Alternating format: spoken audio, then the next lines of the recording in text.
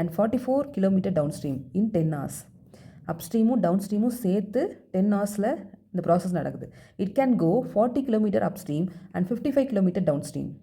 Okay, என்ன கேட்டிருக்காங்க அப்படின்னு பார்த்தா determine the speed of the stream and that of the boat in still water. வாட்டரில் இருக்கிறப்போ அதோட ஸ்பீடும் ஸ்ட்ரீமோட ஸ்பீடும் போட்டோட ஸ்பீடும் என்ன அப்படின்னு கேட்டிருக்காங்க. ஓகே, ஸோ இது எப்படி நம்ம சால்வ் பண்ணுறதுன்னா, ஓகே இப்போ கொடுத்துருக்கிறது என்னன்னா அப்ஸ்ட்ரீம் டவுன்ஸ்ட்ரீம். இது அப்ஸ்ட்ரீம்னா என்ன, டவுன்ஸ்ட்ரீம்னா என்ன அப்படின்னு நம்மளுக்கு தெரியணும். அப்ஸ்ட்ரீம்னா என்ன அப்படின்னா ரிவருடைய ஃப்ளோவில் போட் போச்சு அப்படின்னா அது அப்ஸ்ட்ரீம். ரிவருடைய ஃப்ளோவில் போட்டு வந்து ட்ராவல் ஆச்சு அப்படின்னா அப்ஸ்ட்ரீம். டவுன்ஸ்ட்ரீம் அப்படின்னா ஆப்போசிட்டில் ட்ராவல் ஆச்சு அப்படின்னா அது டவுன்ஸ்ட்ரீம். ரிவர் போகிற டைரக்ஷன்லேருந்து ஆப்போசிட்டாக ட்ராவல் ஆச்சுன்னா அது டவுன்ஸ்ட்ரீம். ஸோ அதனால் இந்த அப்ஸ்ட்ரீமுக்கு நம்ம ஸ்பீட் எப்படி சொல்ல போகிறோம் அப்படின்னா அப்ஸ்ட்ரீமை நம்ம எப்படி சொல்ல போகிறோம் அப்படின்னா பி மைனஸ் எஸ். பினா என்ன அப்படின்னா போட்டோடைய ஸ்பீடு, எஸ்னா ஸ்ட்ரீமோட ஸ்பீடு. ஓகே, அதே மாதிரி டவுன்ஸ்ட்ரீம்னா என்ன அப்படின்னா பி ப்ளஸ் எஸ். டவுன்ஸ்ட்ரீம்னா என்ன, ஆப்போசிட்டாக ட்ராவல் ஆகணும். இது எப்படி நம்ம வச்சுக்கலாம், ஆப்போசிட்டாக ட்ராவல் ஆகணும்னா அதுக்கு நிறையா வந்துட்டு ஃபியூலும் வேணும். அதே மாதிரி அது இன்னும் டைமும் எடுக்கும் ஆப்போசிட்டில் ட்ராவல் ஆகிறப்போ. ஏன்னா இது ஃபாஸ்ட்டாக ட்ராவல் ஆகும், இது கொஞ்சம் ஸ்லோவாக ட்ராவல் ஆகும். ஓகே, ஸோ கொடுத்துருக்க ஈக்குவேஷனை நான் எப்படி எழுத போகிறேன்னா அப்ஸ்ட்ரீம் டவுன்ஸ்ட்ரீம் சேர்த்து 10 hours. அப்போது இதை நான் எப்படி எழுதணும், இதுதான் நம்மளோட ஸ்பீடு. நம்மளுக்கு என்ன ஃபார்முலா தெரியும், speed equal to distance by time. Time வந்து நம்மளுக்கு ஆல்ரெடி கொடுத்துட்டாங்க 10 hours. 10 ஹவர்ஸ்னு கொடுத்துட்டாங்க. ஸ்பீடு வந்துட்டு நம்ம போட்டும் சொல்லியிருக்கோம், இங்கே ஸ்ட்ரீமும் சொல்லியிருக்கோம். போட்டும் ஸ்ட்ரீமும் சேர்ந்தது தான் இந்த அப்ஸ்ட்ரீம். ஓகே, அப்போது இப்போ நான் அப்ஸ்ட்ரீமுக்கு எழுதுறேன்னு வச்சுக்கோங்க, பி மைனஸ் எஸ்ஸுங்கிறது தான் என்னோடய ஸ்பீடு. டிஸ்டன்ஸ் வந்துட்டு 30 கிலோமீட்டர். டைம் என்ன அப்படின்னு பார்த்தீங்கன்னா 10 hour. ஓகே, இப்போ இன்னொரு விஷயம் என்ன அப்படின்னா அப்ஸ்ட்ரீமும் டவுன்ஸ்ட்ரீமும் சேர்ந்து ஒரே டைமில் தான் நடக்குது. இது அப்ஸ்ட்ரீமுக்கு எழுதுகிறோம் அப்படின்னா அதே மாதிரி இதுக்கு டவுன்ஸ்ட்ரீமும் எழுதலாம். ஸோ ரெண்டும் சேர்ந்தது தான் நம்மளுக்கு ஒரு அந்த டூ அண்ட் ஃப்ரோ மோஷன் சொல்கிறோம் இல்லையா, அதுதான். ஸோ இதை நான் எப்படி எழுத போகிறேன்னா அந்த ஃபஸ்ட் ஈக்குவேஷனை 30 by b minus s இது அப்ஸ்ட்ரீமுக்கு plus 44 by b plus s downstream. ரெண்டும் சேர்ந்தே 10 ஹவர்ஸில் நடக்குது இந்த ப்ராசஸ். ஸோ இது ஈக்குவேஷன் நம்பர் 1. அதே மாதிரி செகண்ட் சினாரியோ கொடுத்துருக்காங்க 40 கிலோமீட்டர் பி மைனஸ் எஸ்னே யூஸ் பண்ணிக்கோங்க. 40 கிலோமீட்டர் அப்ஸ்ட்ரீமுக்கும் டவுன்ஸ்ட்ரீமுக்கு 55 by b plus s ரெண்டுக்கும் ஒரே டைம் தான். என்ன டைமு,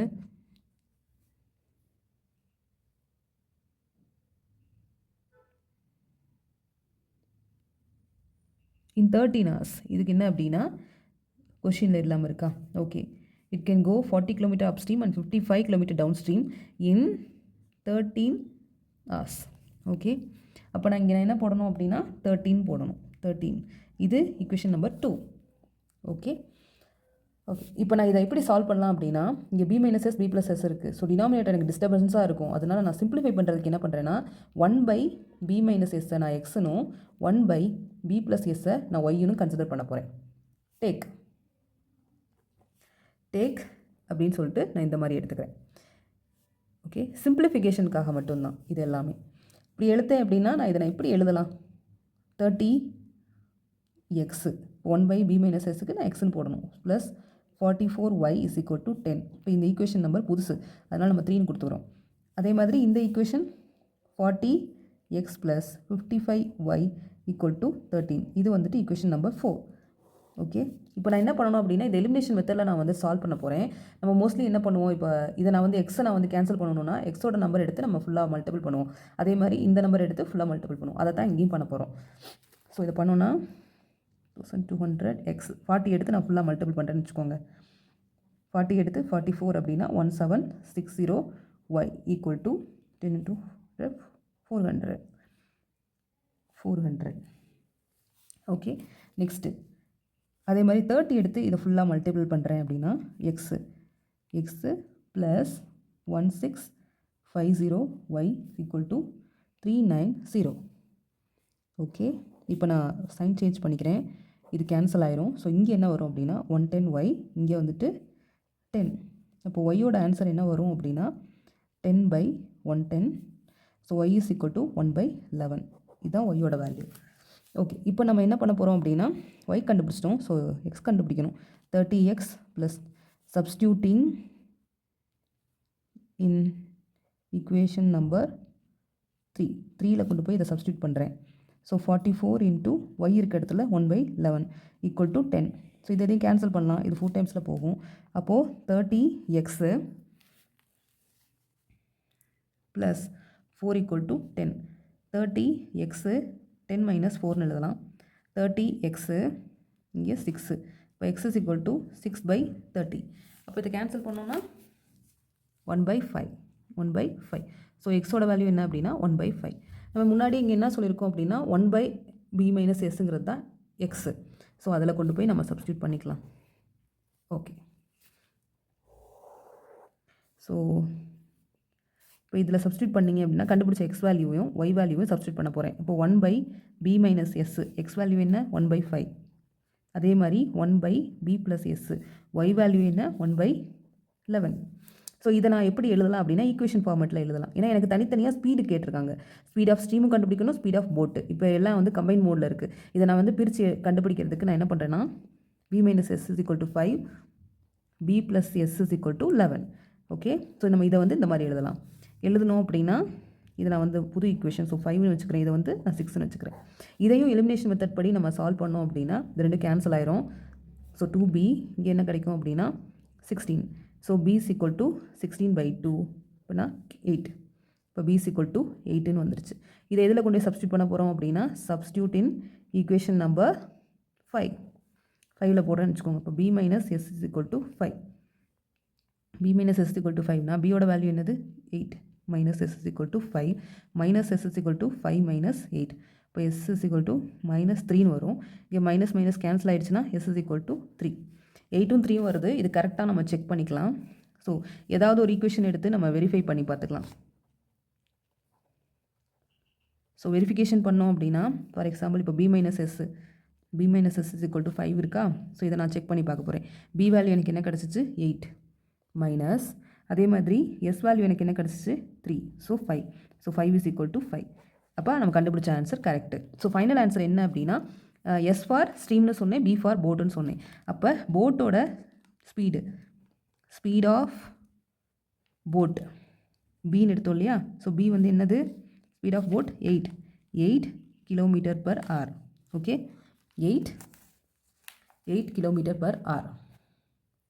அதே மாதிரி ஸ்பீட் ஆஃப் ஸ்ட்ரீம் அதை நம்ம எஸ்ன்னு எடுத்தோம். அது வந்துட்டு என்ன அப்படின்னா 3 km/h. 3 km/h.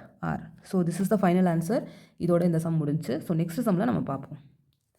Okay, thank you. So the next sum என்ன அப்படின்னா a person rowing at the rate of 5 km/h in still water takes thrice as much time in going 40 km upstream as in going 40 km downstream.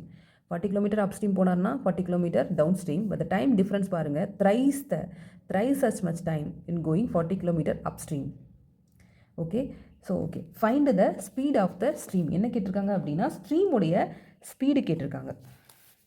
இப்போ இங்கே கொடுத்துருக்கிறது என்ன, நம்ம upstream downstream எப்போவுமே எப்படி எழுதுவோம் அப்படின்னா அப்ஸ்ட்ரீம். ஸோ அப்ஸ்ட்ரீம் எப்படி எழுதுவோம் அப்படின்னா b மைனஸ் எஸ்ன்னு எழுதுவோம். இது boat, b for boat, S for stream. So b for போட்டில் இருக்கிறது யார், போட்டுக்கு பதிலாக இங்கே என்ன ஸ்பீடு கொடுத்துருக்காங்கன்னா பர்சனோட ஸ்பீட். ரோயிங்கிறது வேறு. ஸோ ரோயிங்கிறது போட்டில் இந்த b இருக்க இடத்துல நம்ம சப்ஸ்டியூட் பண்ணணும். ஸோ 5 மைனஸ் எஸ், ஏன்னா எஸ்ன்றது ஸ்ட்ரீமோட ஸ்பீடு, அது நம்ம கேல்குலேட் பண்ணணும். அதே மாதிரி டவுன் ஸ்ட்ரீம் அப்படின்னா b ப்ளஸ் எஸ். b இருக்க இடத்துல நான் என்ன சொல்லியிருக்கேன் அப்படின்னா 5 போட்டுக்கோங்க, ஏன்னா இங்கே பர்சனோடது தான் நம்ம சொல்லியிருக்காங்க. So 5 plus S. ஓகே, இதுக்கு நம்ம எப்படி எழுதணும் அப்படின்னா அப்ஸ்ட்ரீம் ரோயிங் அப்படின்றது உங்களுக்கு தெரியும். அந்த போர்டு வச்சுட்டு நம்ம அங்கிட்டும் இங்கிட்டும் போயிட்டு வந்துட்டு இருப்பாங்க இல்லையா, வாட்டர் ரைடிங் மாதிரி இருக்கும். ஸோ அதை வந்து நம்ம எப்படி இங்கே கொண்டு வர போகிறோம் அப்படின்னா நம்ம ஃபார்முலா நம்மளுக்கு தெரியும். Speed is equal to distance by time. So distance by டைமில் ஸ்பீடுன்ற இருக்க இடத்துல தான் நம்ம இந்த அப்ஸ்ட்ரீம் டவுன் ஸ்ட்ரீம் உடைய கான்செப்ட்டை நம்ம யூஸ் பண்ண போகிறோம். ஓகே, ஸோ இதை வச்சு நம்ம எழுதுகிறப்போ டிஸ்டன்ஸ் எங்கே கொடுத்துருக்காங்கன்னு பார்த்தீங்கன்னா இந்த 40 கிலோமீட்டர் கொடுத்துருவாங்க இல்லையா, இது வந்து டிஸ்டன்ஸ். கிலோமீட்டர்னு கொடுத்துருந்தா டிஸ்டன்ஸ், கிலோமீட்டர் per hourனு கொடுத்துருந்தா அது வந்து ஸ்பீடுன்னு கொடுக்கலாம் அல்லது ரேட் அப்படிங்கிற வேர்டை யூஸ் பண்ணலாம். ஓகே ஓகே இங்கே எப்படி எழுதணும் அப்படின்னா 40 by 5 minus s அப்ஸ்ட்ரீமுக்கு எழுதிட்டேன். ஸோ நான் டவுன் ஸ்ட்ரீமுக்கு எப்படி எழுதுறேன் அப்படின்னா 3 into 40 by 5 plus s 3 into 40 by 5 plus s. ஏன் அப்படின்னா takes thrice as much time in going 40 km upstream as in going 40 km downstream. Okay, so இது ரெண்டையும் நான் கேன்சல் பண்ணலாம். ரெண்டுமே ஈக்குவலாக இருக்கனால ரெண்டு கேன்சல் பண்ணுறேன். ஸோ எனக்கு இந்த ஈக்குவேஷன் எப்படி ஆயிரும் அப்படின்னா 1 by 5 minus s is equal to 3 into 1 by 5 plus s. Okay, இப்போ நான் என்ன பண்ணலாம் அப்படின்னா ஆர் இது எப்படி இருக்க மாதிரி 1 by 5 minus s is equal to 3 by 5 plus s. நான் இதை அப்படி கிராஸ் மல்டிபிள் பண்ணலாம். So 1 into 5 plus s equal to 3 into 5 minus s. இப்போ நான் வந்து 5 plus s, ஸோ இது உள்ள 3 கொண்டு போய் மல்டிபிள் பண்ணோம் அப்படின்னா 15 minus 3s 15 minus 3s. இப்போ நான் s எல்லாம் ஒரு பக்கம் கொண்டு வரேன்னு வச்சுக்கோங்க. s இந்த மைனஸ் 3s இங்கிட்ட வந்துச்சுன்னா ப்ளஸ் 3s. ஸோ இங்கே 15, இங்கே ப்ளஸ் 5 இருக்குது. ஸோ 5. இப்போ என்ன ஆகும் 4s is equal to 10. s is equal to 10 by 4.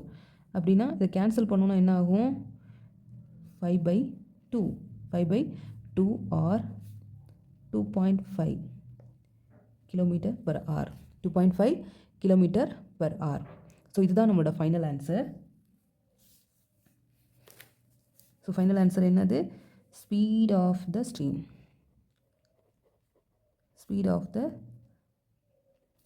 Is equal to 2.5 km per hour. இதுதான் நம்மளோட ஃபைனல் ஆன்சர். ஓகே.